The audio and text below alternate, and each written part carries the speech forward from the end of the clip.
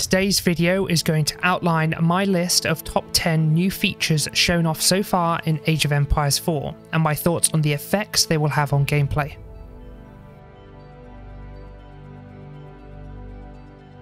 Hello and welcome back Legionnaires, Mars Hill Magnus here bringing you more Age of Empires 4 content. Firstly, I wanted to thank all of you who watched and engaged my previous video. There were far more comments across Facebook, Reddit, Steam and YouTube than I thought I would initially prompt. It clearly shows how passionate the community is and how much they want Age of Empires 4 to be a true success in the RTS genre. Being able to interact and respond to your feedback has been great, and there have been some valid points on both sides of the argument, and for that I thank you. If you've not seen the last video, please see the link in the video description. Now let's dive into my list of top 10 new features in Age of Empires 4 and my thoughts as to how they will affect gameplay. Remember to like or dislike this video depending on whether you're enjoying the content. Comment below with your own thoughts on the following features and subscribe today. Press the bell icon to receive instant notifications as to when my content goes live. Number 1. Scouts can now hunt. It has been revealed that scouts can hunt wild game and carry it back to your base or mill for villagers to harvest. The deer seem to hold 450 food, but we don't know if this is a lot relative to unit or technology costs. But this enhancement to the scout seems to be a replacement for the deer push that is done in Age of Empires 2. You could argue this is to make the game easier for newer players and reduces the learning curve, or it's just a cool mechanic and there could be some additional features we are yet to see. Maybe some civilizations have specific bonuses towards hunting deer in-game coinciding with this feature. Number 2. Ambushes. Line of sight is influenced by dense forests where you can hide your units from sight in preparation for ambushing your enemy. It is unknown if all forests allow you to do this or only select areas of the map. It is also unknown if elevation also plays in line of sight, positioning your units atop a cliff and then raining projectiles from above as an example. Just watch out for those forest boys, you don't want to reenact the Battle of Teutoburg Forest now, do you? Number 3. Neutral markets or trading posts. It has been hinted in places that neutral markets or trade posts will be available in the game world. Note there is no team colour on the building in the following screenshot. In a 1 vs 1 scenario, there should be one trade post within reach of each player, as shown on the fully revealed minimap here. Currently, we've only seen this on land. There is potential to have trade ports which would allow trade by water. I would imagine utilising these would help with boosting your economy when natural resources are exhausted in the late game. This also gives trade caravans a place in 1 vs 1 matches, unlike Age of Empires 2, where you would have had to trade with an ally. There is no confirmation what resources can be attained from these neutral trade posts. It could be gold, and we could also question as to whether or not it works like it did in Age of Empires 2, or do they require a resource in exchange for another interesting feature that we can look forward to.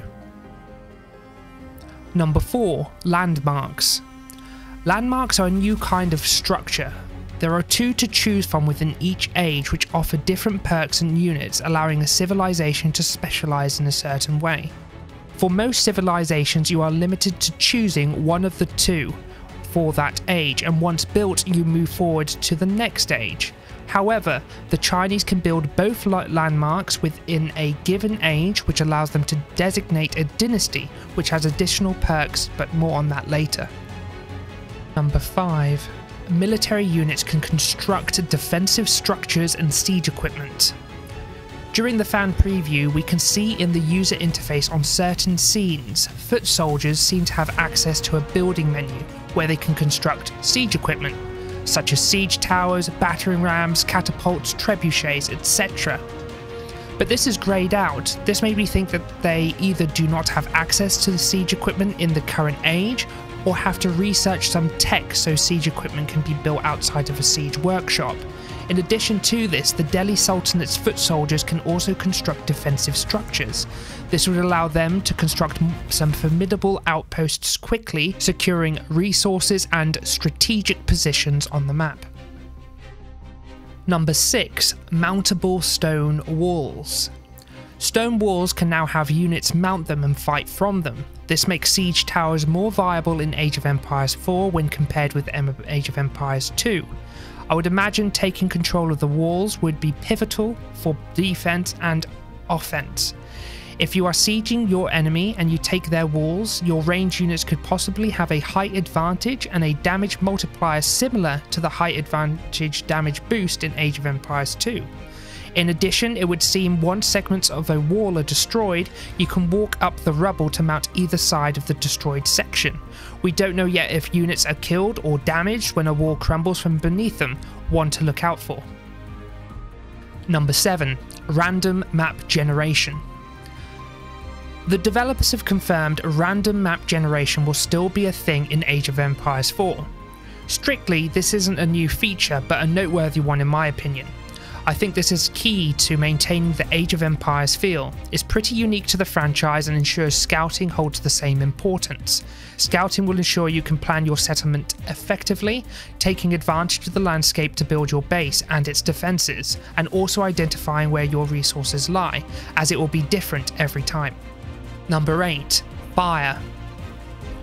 Your units can now set buildings on fire. In previous Age of Empires games, your buildings would sit in a perpetual blaze when they reach a certain level of damage, without the flames causing any further damage. They now do, and your villagers will have to put these flames out or risk losing your structure.